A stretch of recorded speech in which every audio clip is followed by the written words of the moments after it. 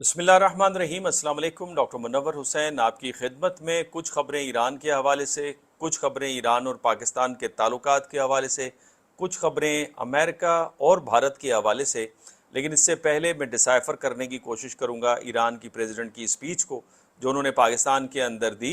न फ़कत ये, लेकिन उससे पहले मैं ये भी बताता चलूँ कि जो मेरा असल थीसिस है वो ये है कि अमेरिका और ईरान के दरमियान में जो स्ट्रक्चरल चेंजेस देख रहे हैं ताल्लुकात की, वो वजह है कि ईरान और अमेरिका के ताल्लुकात में स्ट्रक्चरल डिफरेंसेस हैं जो कि अब एडजस्ट होने जा रहे हैं। ईरान और अमेरिका के ताल्लुकात में न्यूक्लियर इशू, मिसाइल इशू जो है वो इम्पॉर्टेंट नहीं है, और उसका मेजर आर्ग्यूमेंट ये है कि ईरान का न्यूक्लियर प्रोग्राम हो या मिसाइल प्रोग्राम हो, उससे कोई अमेरिका को डायरेक्ट ख़तरा नहीं है। और फिर इसके साथ साथ जो असल मसला था ईरान और अमेरिका के दरमियान में, वो स्ट्रक्चरल ताल्लुकात थे जिसमें बड़े पैमाने पर तब्दीली थी। और अमेरिका कोल्ड वॉर और कोल्ड वॉर के बाद जब यूनिपोलर वर्ल्ड बन गई तो उसके कायम करदा स्ट्रक्चर को ईरान चैलेंज कर रहा था अपने नए स्ट्रक्चर के ज़रिए।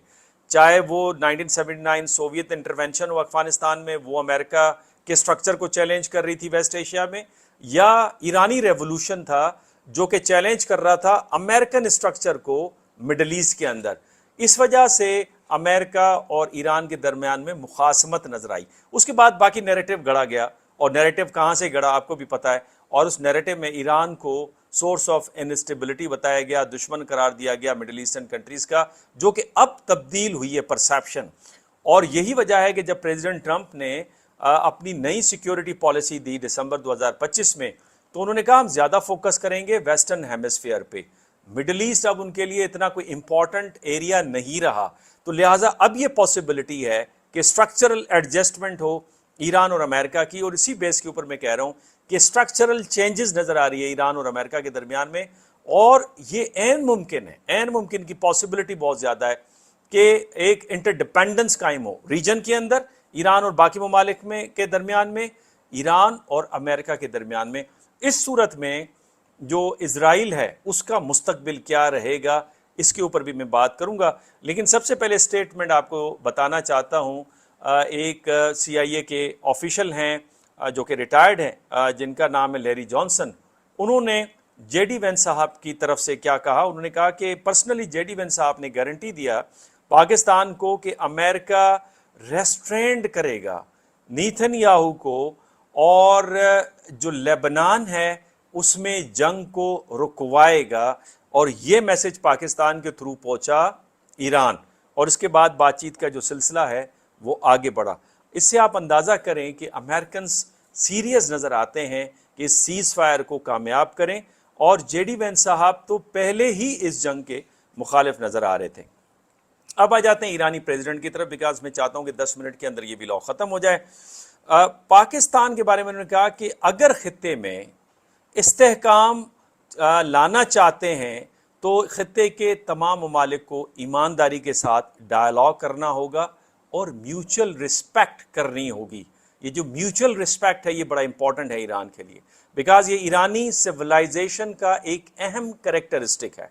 दूसरा जुमला उन्होंने कहा पाकिस्तान और हम 1000 सालों से एक ही तहजीब के हिस्से हैं, वो शेयर करते हैं, सिर्फ हमारे दरमियान में भाईचारा और दोस्ती नहीं है। अब इसकी ज़रा मैं आपको इसको अगर डिसाइफर करें तो जो यज़्दजर्द था, आखिरी शहंशाह था एकमेनाइट एम्पायर का, उसकी जो हुकूमत थी वो थी तकरीबन 399 से 420 सदी के अंदर। और इसकी जो खासियत थी, उसने एक सिल्क रोड कायम किया था, और इस सिल्क रोड के ऊपर जो शहर था वो यज़्दजर्द के नाम पे ही कायम हुआ था। यज़्दजर्द की जो जोजा थी एक, उसका ताल्लुक पाकिस्तान के सूबे सिंध से था, और उन्हीं में से 2 उनको बेटियां पैदा हुई जिनका नाम बीबी शहर बानो, बीबी कंज बानो रखा गया।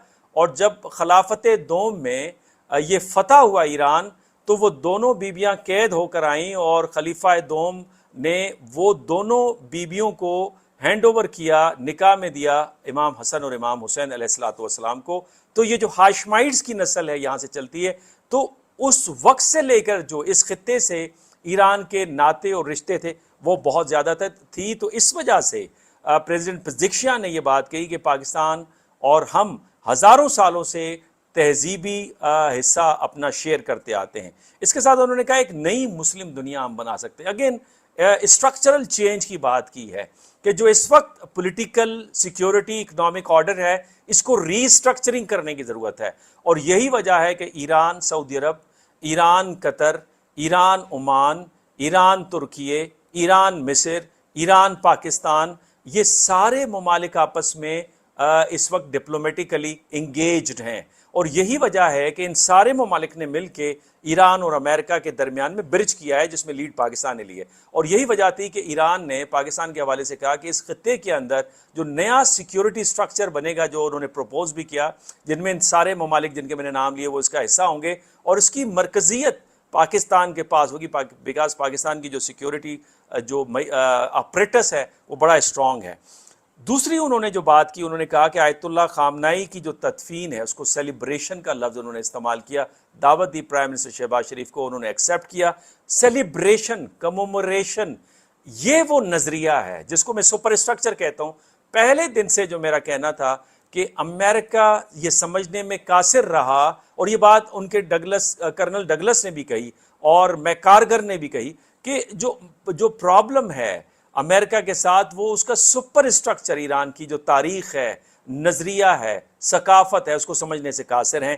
یہاں پہ جب وہ شہادت کو سیلیبریٹ کریں گے، یعنی یہ ایک عظمت کا نشان ہے، یہ فخر کا نشان ہے جس کو ایران سیلیبریٹ کرنے جا رہا ہے۔ اور یہی وجہ تھی کہ ایران کے اندر یہ بات بڑی مشہور ہے کہ جس وقت امریکی بیڑا آیت اللہ خمینی کے وقت میں آیا تھا تو اس وقت آیت اللہ خمینی نے کہا تھا کہ اگر وہ حملہ آور ہوں گے تو پھر کیا ہوگا، ہم اس دنیا کو چھوڑ کر بہتر دنیا میں چلے جائیں گے، اس لباس کو اتار کر بہترین شہادت کا لباس پہن لیں گے۔ تو میرا خیال ہے کہ یہ وہ نظریہ ہے جسے پھر پاکستان اور باقی ملکوں نے سمجھانے کی کوشش کی۔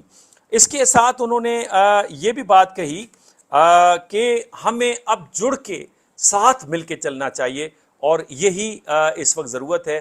اگر آپ نے جیو اکنامکس کرنی ہے، کنیکٹیوٹی کرنی ہے، سیکیور رہنا ہے، تو اس عالم میں۔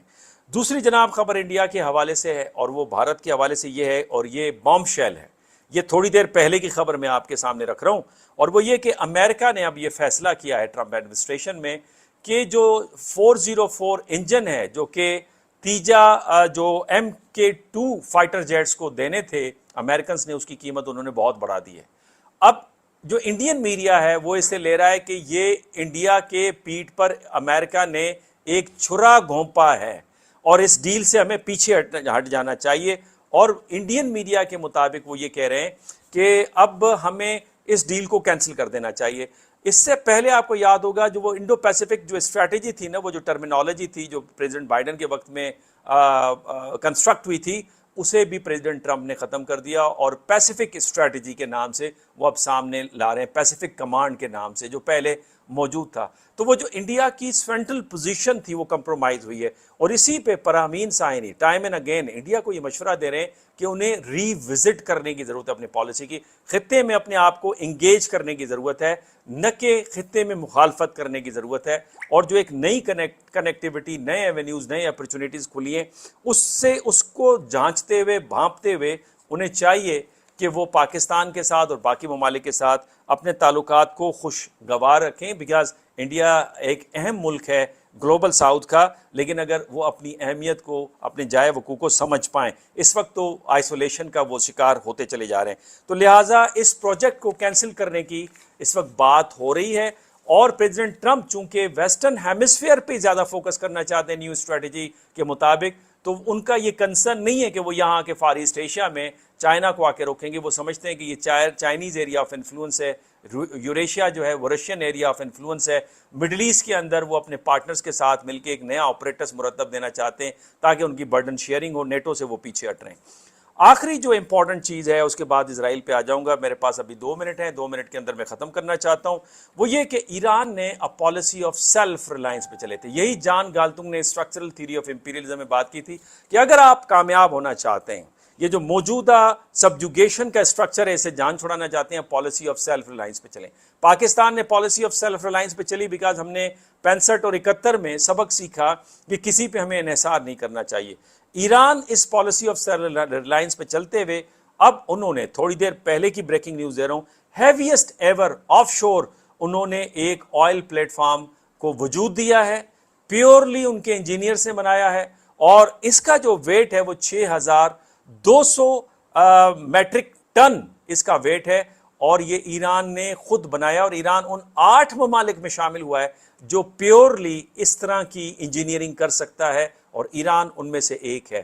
ہمارے ہاں جب ہم ٹینک بنا سکتے ہیں، فائٹر جیٹس بنا سکتے ہیں، تو بہت ساری چیزیں ہم بنا سکتے ہیں۔ سولر سسٹم بجائے یہ کہ ہم امپورٹ کریں، ہم خود بنا سکتے ہیں۔ یہاں پہ پاکستانی باہر سے آ کر یہاں پہ انویسٹمنٹ کر سکتے ہیں اور انڈسٹری کو ہم فروغ دے سکتے ہیں۔ تو اور میرا تو ایک اور نظریہ پہ جس میں میں تفصیلاً بات کروں گا کہ ایجوکیشن کے اندر، نیریٹو کے اندر بھی ہمیں سیلف ریلائنس کی پالیسی پہ جانا چاہیے۔ ہم نے جو سیکھنا تھا ویسے ہم وہ سیکھ چکے، اور سیٹوں سینٹوں کے بعد کئی دہائیوں میں ہمارے بچے جاتے رہے، پڑھ کے واپس آتے رہے۔ اب ہمارے لوگوں کو خود ٹرینڈ ہونا چاہیے، اور یہ وقت ہے، یہ اپرچونٹی ہے جو اس وقت ہمارا گراف کھڑا ہوا ہے ڈپلومیٹک اینڈ پولیٹیکلی، کہ ہمیں اپنی چیزوں پہ زیادہ فوکس کرنے کی ضرورت ہے، بجائے یہ کہ آپ دوسری طرف دیکھتے رہیں۔ اس میں بھی، اور یاد رکھیں جب امریکہ ترقی کر رہا تھا، اس کی اکانومی 1860 میں ٹیک آف پوزیشن پہ آ رہی تھی، اسی وقت انہوں نے اپنا لٹریچر بنایا تھا، اور انہوں نے جو انگلینڈ کا، یورپ کا جو لٹریچر تھا اسے انہوں نے گیو اپ کر دیا تھا۔ تو کیا اس چیز کے لیے ہم تیار ہیں؟ میرا خیال ہے یہ وہ وقت ہے جہاں پہ یہ ہم کام کر سکتے ہیں۔ آخری خبر جناب، اسرائیل کے حوالے سے رابرٹ اے پیپ انہوں نے ایک نیا تجزیہ دیا ہے، مختصر انداز سے رکھنا چاہتا ہوں۔ میں اسرائیل کے لیے یہ کہوں گا کہ اگر انہوں نے خوشحال رہنا ہے، انہوں نے انٹیکٹ رہنا ہے، تو ایک ایکڈیمک پرسپیکٹو سے آئی وڈ سے 2 ریاستی حل ایک وائبل آپشن ہے، ادروائز ان کے پاس اب کوئی وائبل آپشن باقی نہیں بچا۔ رابرٹ اے پیپ کہتے ہیں that single fact changed everything.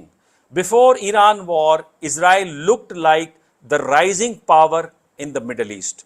Now the foundation of Israeli security are under pressure.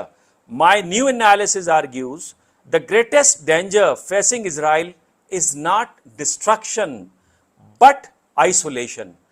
Could Israel become an isolated Sparta with nuclear weapons? یہ ان کا سوال ہے۔ میرا کہنا وہی ہے، 2027 خطرناک سال، ٹرینڈز اینڈ پیٹرنز بتا رہے ہیں۔ الحمدللہ آج تک جو پریڈکشن کی ہے وہ ثابت ہوئی ہے۔ آنے والے دنوں میں آپ اسے مزید دیکھیں گے۔ اپنے سوالات اگر آپ پوچھنا چاہیں ضرور پوچھیے، اور اپنے کمنٹ سے نوازیے گا۔ اللہ نگہبان۔